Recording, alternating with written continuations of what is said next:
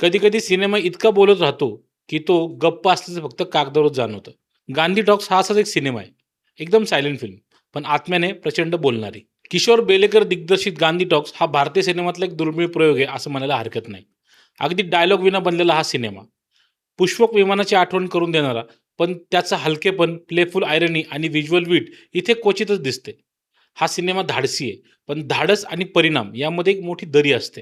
या सिनेमाच्या प्लॉटबद्दल बोलायचं झालं तर मुंबईतल्या चाळीत राहणारा महादेव म्हणजे आपला विजय सेतुपती, बेरोजगार गरीब आणि आजारी आईचा एकमेव आधार आहे. त्याला सरकारी नोकरी मिळवण्यासाठी लाच द्यावी लागते.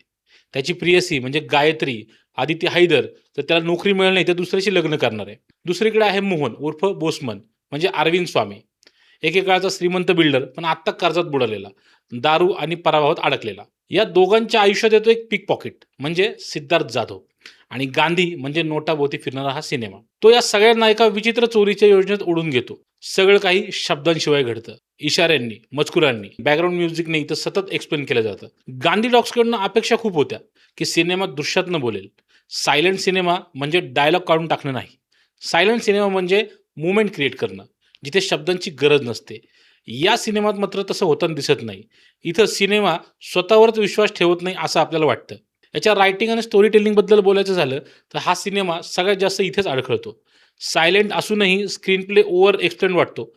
लेटर्स, ऑन स्क्रीन टेक्स्ट, फ्लॅशबॅक्स हे सगळं इतकं स्पष्ट सांगितलं जातं की प्रेक्षकाला विचार करायला जागाच राहत नाही. यामध्ये एक चोरीचा सीन आहे, तो इतका लांबवला की त्यात काहीच टेन्शन उरत नाही. फक्त थकवा उरतो. डार्क कॉमेडी, सटायर आणि इमोशनल ड्रामा हे सगळं एकाच फ्रेममध्ये मिसळायचा प्रयत्न केलाय. त्यामुळे ते टोन सतत बदलत राहतो. आता यातल्या परफॉर्मन्सबद्दल बोलायचं झालं तर विजय सेतुपती एक प्रामाणिक ॲक्टर आहे. पण त्याची दयनीयता इतकी ओव्हर इम्फसाइज आहे की सहानुभूतीपेक्षा अस्वस्थता निर्माण होते. अरविंद स्वामी हा नेहमीसारखा सॉलिड, पण त्याच्या बॅक स्टोरीला इतकं एक्सपोजिशन दिलं जातं की सायलेंट फिल्मचा पर्पजच हरवतो. सिद्धार्थ जाधव काही हलके मोमेंट्स आणतो, पण ते सिनेमाचा टोन ठरू शकत नाहीत. या सिनेमातले ॲक्टर सिनेमाला खूप काही देण्याचा प्रयत्न करतात. पण हा सिनेमा त्या ॲक्टरसोबत न्याय करताना दिसत नाही किंवा किंबहुना त्यांना जास्त काही देऊ शकलेलं नाहीये. आता याच्यात थीम आणि सबटेक्स्टबद्दल बोलायचं झालं तर हा सिनेमा भ्रष्टाचारावर बोलतो, पैशावर बोलतो, नैतिकतेवर पण बोलतो. पण शेवटी एक विचित्र मॉरल देऊन जातो. ते मॉरल म्हणजे गरिबांनी प्रामाणिक राहावं आणि श्रीमंतांना एस्केप रूट असतो. शेवटी काय तर महादेव हा फक्त रस्ते झाडताना दिसतो, पण बोसमनचं जो भविष्य आहे ते धूसर राहतं. हा संदेश आपल्याला अस्वस्थ करणारा आहे. टेक्निकल क्राफ्टबद्दल बोलायचं झालं, सिनेमॅटोग्राफीबद्दल बोलायचं झालं तर काही दृश्य यातली फार प्रभावी वाटतात. पण ओव्हरऑल जे व्हिज्युअल स्टोरी टेलिंग आहे ते कमकुवत वाटतं आपल्याला. एडिटिंगबद्दल बोलायचं झालं तर संत आणि रिपिटेटिव्ह गोष्टी येतात असं आपल्याला वाटत राहतं. ए.आर. रेहमानचा बॅकग्राऊंड स्कोर हा सिनेमा संगीतावर खूप अवलंबून आहे.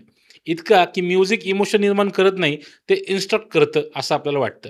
सीन काय वाटायला हवा हे त्याचा स्कोर ठरवतं, दृश्य नाही. ही एक मोठी खंत आपल्याला जाणवत राहते. पिक्चर बसचं फायनल वर्डिक्ट या सिनेमाबद्दल बोलायचं झालं तर गांधी टॉक्स हा इंटेन्शनमध्ये सिन्सिअर आहे, पण एक्झिक्युशनमध्ये प्रचंड गोंधळलेला. सायलेंट फिल्म म्हणून तो जास्त बोलतो आणि सोशल कमेंट्री म्हणून हा फारच फॅमिलियर वाटतो. हा सिनेमा एक एक्सपेरिमेंट आहे, पण पूर्णपणे यशस्वी नाही. गांधी टॉक्स आपल्याला शिकवतो की फक्त संवाद काढून टाकल्याने सिनेमा गप्प होत नाही. कधी-कधी शब्द नसताना सुद्धा सिनेमा खूपच जास्त बोलत राहतो आणि तेव्हाच खरी शांतता हरवते. मी आहे समीर वंजारी आणि हा होता पिक्चर बाजचा आजचा रिव्ह्यू. तुम्हाला आमचा रिव्ह्यू कसा वाटला हे आम्हाला कमेंट करून नक्की कळवा आणि अशाच नवीन-नवीन रिव्ह्यूसाठी पिक्चर बाजला फॉलो करा. थँक